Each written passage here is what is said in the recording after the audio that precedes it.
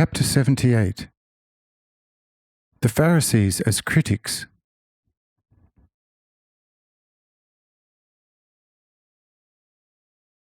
Upon joining us, ample room was made for them at a table adjoining ours. Whereupon Marcus comes over to me, asking whether to serve up the rescued ones with salt, bread, and wine.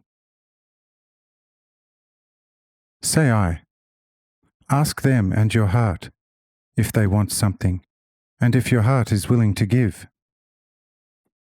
If they want and your heart is willing to give, then give.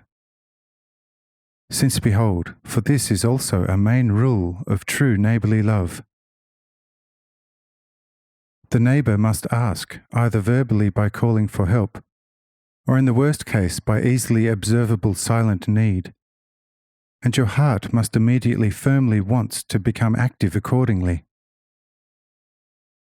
Then the neighbourly love was carried out truly according to God's order, and the effect for the spirit of the giver will not remain outstanding. Do you understand this? Says Marcus, Yes, Lord, I understand this perfectly, and will immediately follow such your instructions. Say I, Go, but don't give me away too soon. One must not rush them overmuch yet, as deep night still resides in their hearts, and their souls are not for a long time yet ready to grasp fundamental truths. Whereupon Marcus quickly moves over to the rescued ones, asking them what bodily fortification they would prefer. Says one, Friend, we are of a truth hungry and thirsty, but our whole means consists of 9 copper pieces. For this, not much can be ordered in this usually bread-deprived region. If you can give us something worthwhile, however, then we shall hand you the 9 pieces. Says Marcus, If that's the situation, then your 9 pieces shall not be necessary either, and you shall still be served enough to eat and drink. After which, Marcus at once summons his wife and children, bidding them to amply serve these newly arrived guests with bread, salt, and wine. For nothing better would be easily obtainable at this hour of midnight. In the morning, however, they shall receive better service. All is brought in as commanded, and the rescued ones help themselves heartily, praising the bread and the wine profusely. Some are saying, This is Egyptian king's wine. Others think it to be Persian. One of them is saying it is genuine Rome wine. But Marcus says, None of those, as the wine was grown here. This intrigues them all, for the Galilean wine was notoriously the worst. After plenty of wine consumption, however, the newly arrived become quite cheerful, starting to unpack the truth, as they say, not feeling compromised before those of us adjacent to them. Julius, sitting nearest their table, jokingly asks one of the young Pharisees whether he had ever had any engagement in Gennesareth.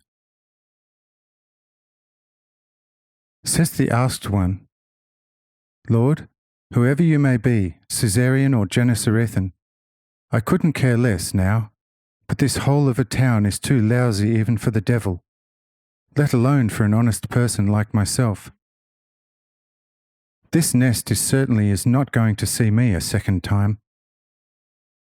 A certain Roman centurion lives there, and that's enough. Because by that name everything of Satan is spoken. Whatever mortal ever has approached that one has gotten to know Satan personally. I have never actually personally met him, but I have tasted his commands. But assume that his person has to resemble his inhuman orders to a hair's breadth.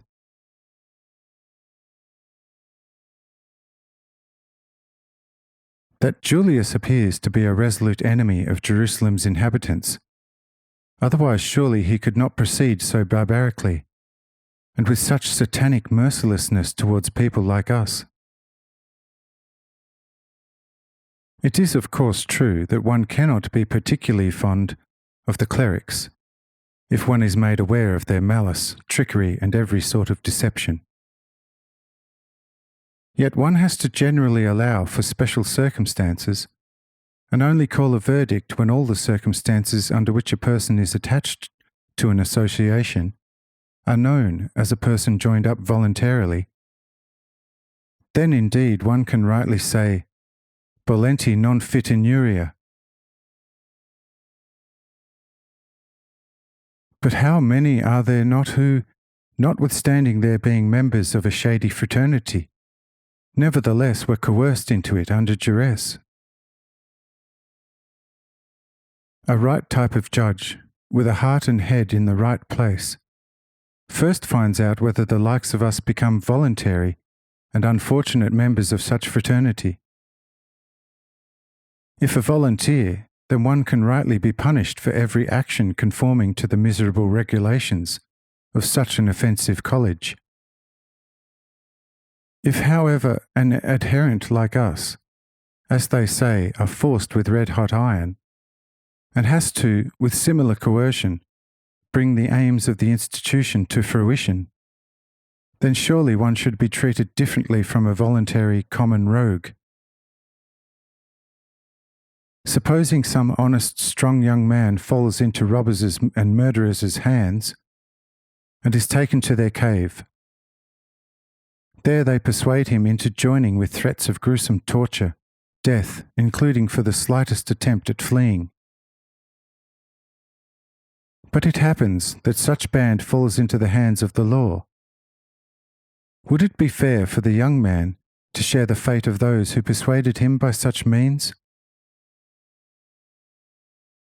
One should, on the contrary, try to help such unfortunate by every means, and not together with the others crucify him and break his legs.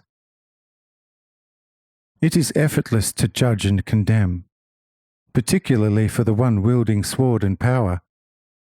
But under what system? In my view, it would be better to let 10 thugs go on account of insufficient evidence than condemn the one I cited. For such sentence would be the most blatant transgression against mankind's most holy human rights. If making a happy man somewhat unhappy is already damnable, how much more so an already lamentably distressed through no fault of his own, instead of doing everything humanly possible to extricate him from his involuntary predicament.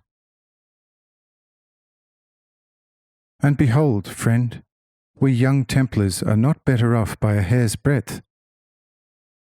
As sons of rich parents, we too were coerced into temple ordination, without being actual descendants of the Levitic tribe, because one can now purchase such birth for money as often as desired. We simply now are Levites and cannot, with best of will in the world, free ourselves from this standing. We could of course flee, and as robust young men join the soldier ranks of Rome. But therewith we would also bring all condemnation over our kin, and no God would have saved them from the accursed water. Whosoever has been made to drink that poison water at any time has died, and that in a most despicable and painful manner in the world. There is indeed talk of a couple some 30 years ago who, after being made to drink the satanic water, did not die. Quite possible, we were not there. Whoever therefore knows our similar circumstances, yet seeks to treat us in a most bestial manner, has very little right to call himself human. There the lofty Roman fiat jus, pereat mundus, has much going for it. At Gennesareth, however, Our present company received a treatment from that certain Chief Julius, worthy of a rapacious beast, and it will be understood why we shall for all the future avoid that spot under Julius' command.